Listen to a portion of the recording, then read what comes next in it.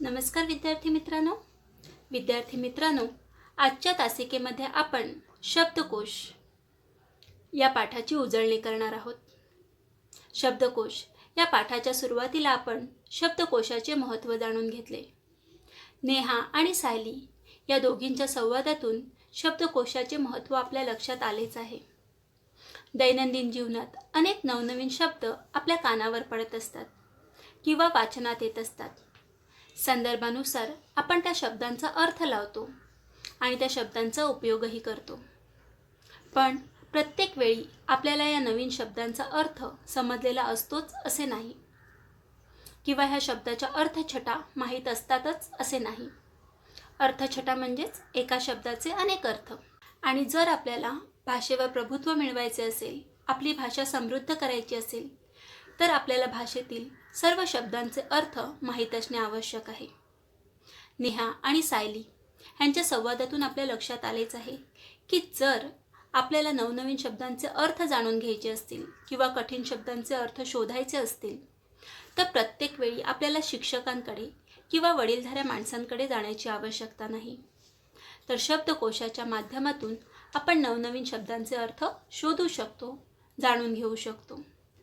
अशा प्रकारे शब्दकोश हे आपली भाषा समृद्ध करण्याचे एक अत्यंत महत्त्वाचे साधन आहे.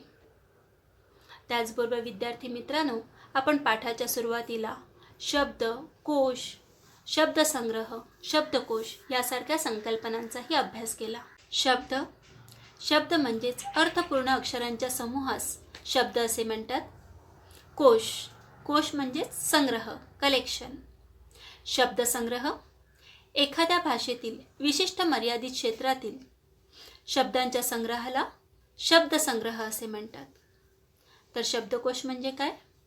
तर भाषेतील बहुतेक सर्व शब्दांच्या संग्रहाला शब्दकोश असे म्हणतात. शब्दकोशलाच इंग्रजीमध्ये डिक्शनरी असे म्हणतात. ज्याप्रमाणे इंग्रजीतील बहुतेक सर्व शब्दांचा संग्रह डिक्शनरीमध्ये केलेला असतो, त्याचप्रमाणे मराठी भाषेतील बहुतेक सर्व शब्दांचा संग्रह मराठी शब्दकोशात केलेला असतो.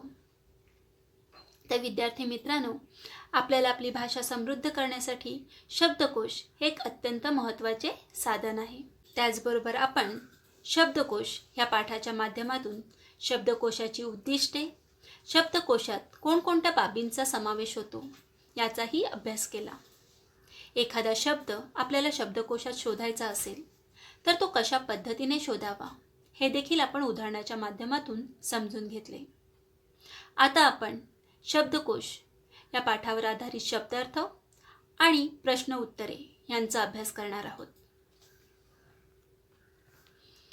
शब्दार्थ 1. अकारविल्ले. अकारविल्ले म्हणजेच वर्णानुक्रमे, वर्णमालेतील क्रमानुसार, अल्फाबेटिकली. 2. अर्थछटा. अर्थछटा म्हणजेच एका शब्दातून व्यक्त होणारे विविध अर्थ, एकाच शब्दाचे विविध अर्थ, ह्यालाच काय म्हटलं जातं? तर अर्थछटा. 3. आद्य. आद्य म्हणजे पहिले. 4. उद्दिष्टे. उद्दिष्टाचा अर्थ आहे निर्मितीमागील हेतू. 5. क्रियापद. वाक्यातील क्रिया दर्शवणारा आणि वाक्य पूर्ण करणारा शब्द. 6. प्रजासत्ताक दिन. ज्या दिवशी जनतेचे राज्य सुरू झाले तो दिवस. 7. प्रत्यय. शब्दाच्या पुढे एक किंवा अधिक अक्षरे लावणे. जसं आपण पाहिलं, अणुरेणू ह्या शब्दाला अणुरेणू तुनी म्हणजेच तुनी हे काय लावलेलं आहे? प्रत्यय. 8. मोल. मोल म्हणजेच महत्त्व. 9. वगळणे. वगळणे म्हणजेच न घेणे, कॅन्सल. 10. वाच्यार्थ. वाच्यार्थ म्हणजेच शब्दशः अर्थ. 11. विकसित. विकसित म्हणजेच विकास झालेले. 12. व्यंजन. ज्या वर्णाचा उच्चार पूर्ण होण्यासाठी शेवटी स्वराचे सहाय्य घ्यावे लागते असा वर्ण. त्याला काय म्हटलं जातं? तर व्यंजन. 13 समाविष्ट. समाविष्ट म्हणजे समावेश. 14 साम्य. साम्य या शब्दाचा अर्थ आहे सारखेपणा. 15 संदर्भ. अधिक माहिती मिळविण्यासाठीचे स्रोत. 16 व्युत्पत्ती. व्युत्पत्ती म्हणजेच शब्दाचा उगम. 17 संवाद. संवाद या शब्दाचा अर्थ आहे बोलणे. 18 स्वातंत्र्य दिन. ज्या दिवशी स्वातंत्र्य मिळाले तो दिवस. त्या दिवसालाच काय म्हटलं जातं? तर स्वातंत्र्य दिन. आता आपण शब्दकोश या पाठावर आधारित प्रश्न आणि त्यांची उत्तरे यांचा अभ्यास करणार आहोत. प्रश्न 1. शब्दकोश कसा पाहावा याचा योग्य क्रम दर्शवणारी आकृती काढा. मुलांनो, ही आकृती शब्दकोश या पाठात दिलेली आहे. जर तुम्हाला परीक्षेत अशा प्रकारचा प्रश्न विचारला तर अशीच आकृती तुम्हाला परीक्षेमध्ये देखील उत्तरपत्रिकेत काढायची आहे. तर शब्दकोश पाहण्याचा आपण क्रम पुन्हा एकदा पाहूया. एखादा शब्द ठरव. आकारविल्ले क्रम समजून घे.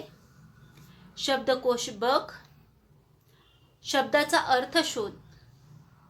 शब्दाच्या विविध अर्थछटा लक्षात घे. एका शब्दाचे विविध अर्थ समजून घे. तर अशा प्रकारे शब्दकोश कसा पाहावा ह्याची आकृती तुम्हाला काढायची आहे. प्रश्न 2. शब्दकोशात समाविष्ट असलेल्या बाबी लिहा. तर शब्दकोशात कोणकोणत्या बाबींचा समावेश होतो? उत्तर आहे 1. शब्दांचा संग्रह. 2. शब्दांचे प्रमाण उच्चार. 3. व्युत्पत्ती. 4. समानार्थी प्रतिशब्द. 5. संदर्भानुसार बदलणारे शब्दांचे अर्थ. 6. अर्थाचे स्पष्टीकरण करणारे वर्णन किंवा चित्र. 7.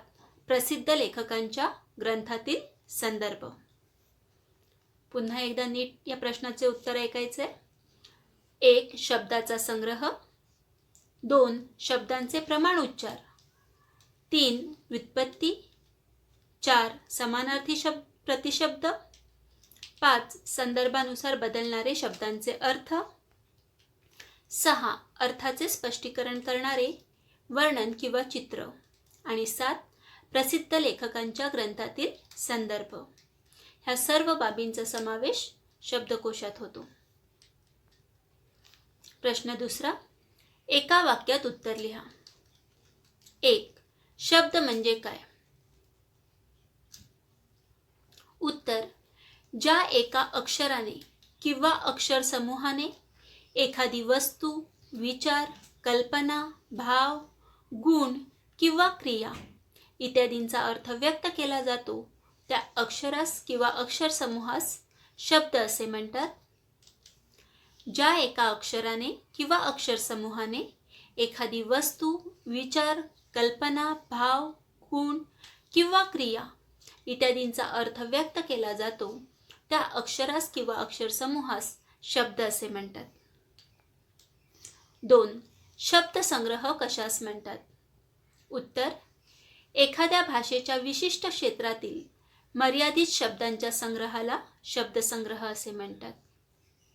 एखाद्या भाषेच्या विशिष्ट क्षेत्रातील मर्यादित शब्दांच्या संग्रहाला शब्दसंग्रह असे म्हणतात. 3. शब्दकोश कशास म्हणतात? उत्तर: भाषेतील बहुतेक सर्व शब्दांचा संग्रह एखाद्या विशिष्ट रचना पद्धतीचा अवलंब करून दिला असल्यास त्याला शब्दकोश असे म्हणतात.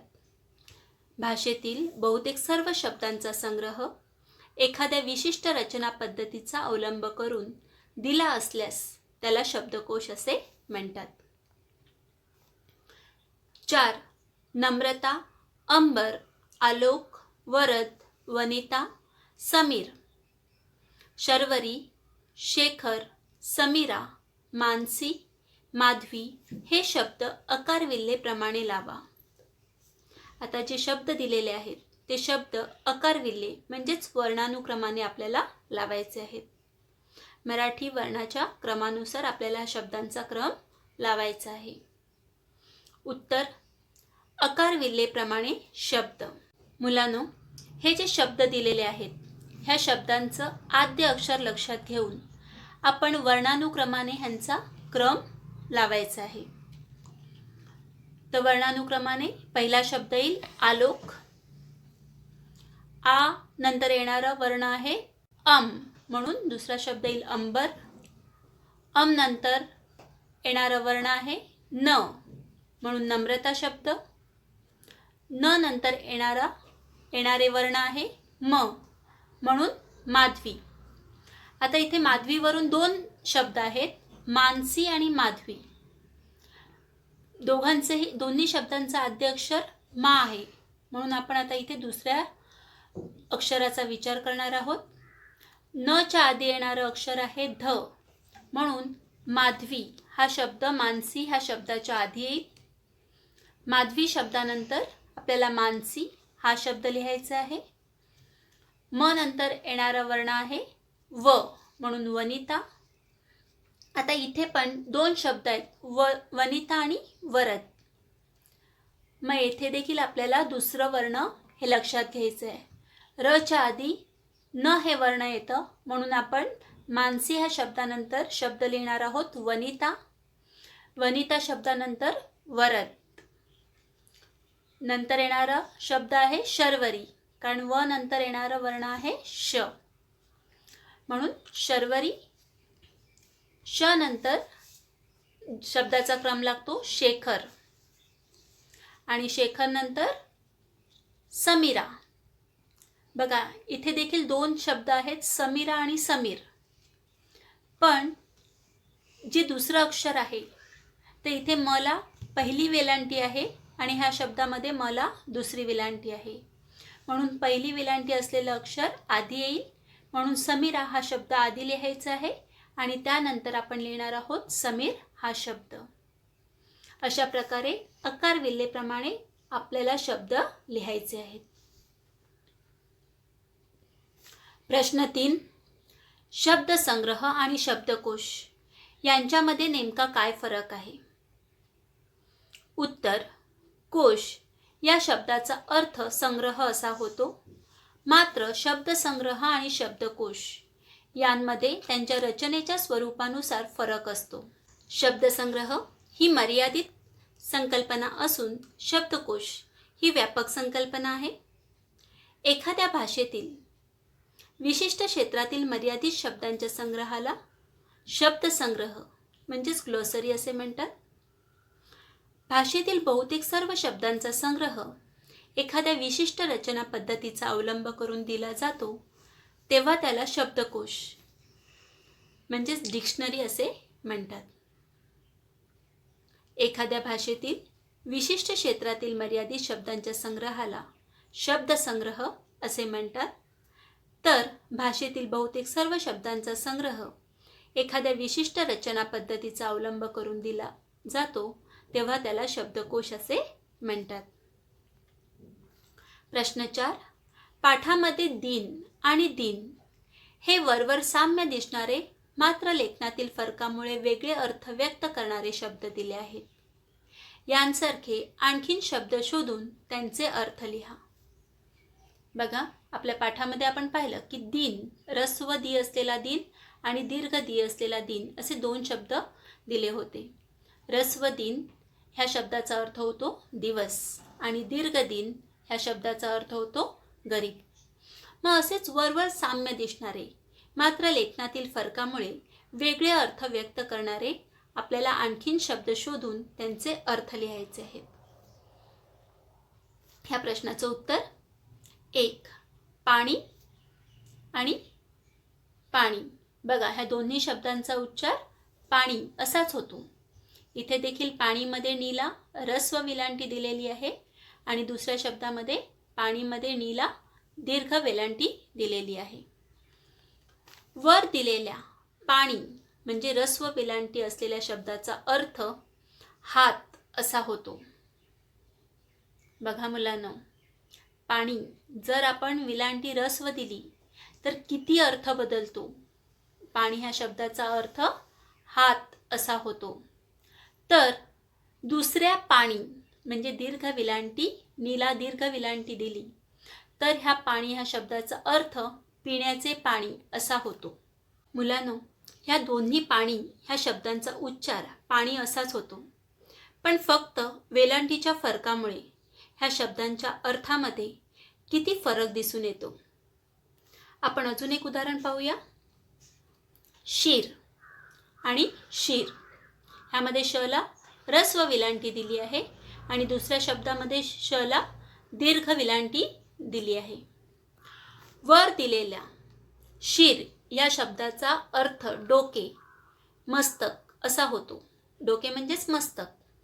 बघा, जर श ला रस्व वेलांटी दिली असेल तर ह्या शीर शब्दाचा अर्थ होतो डोके म्हणजेच मस्तक, आणि जर श ला दीर्घ वेलांटी दिली असेल तर ह्या शीरचा अर्थ होतो रक्तवाहिनी किंवा नस. आपल्या शरीरात ज्या रक्तवाहिन्या असतात किंवा नस असतात त्याला देखील काय म्हटलं जातं? शीर असे म्हटले जाते. तर मुलांनो, ह्या दोन्ही शब्दांचा उच्चार शीर असाच होतो, पण फक्त वेलांटीच्या फरकामुळे ह्या दोन्ही शब्दांच्या अर्थामध्ये आपल्याला प्रचंड फरक दिसून येतो. तर विद्यार्थी मित्रांनो, अशा प्रकारे शब्दकोश या पाठावर आधारित प्रश्न तुम्हाला परीक्षेत विचारले जातील. तर हे सर्व प्रश्न आणि त्यांची उत्तरे तसेच शब्दार्थ हे तुम्हाला तुमच्या मराठीच्या वहीमध्ये लिहायचे आहेत आणि त्यांचा व्यवस्थित अभ्यास करायचा आहे. धन्यवाद.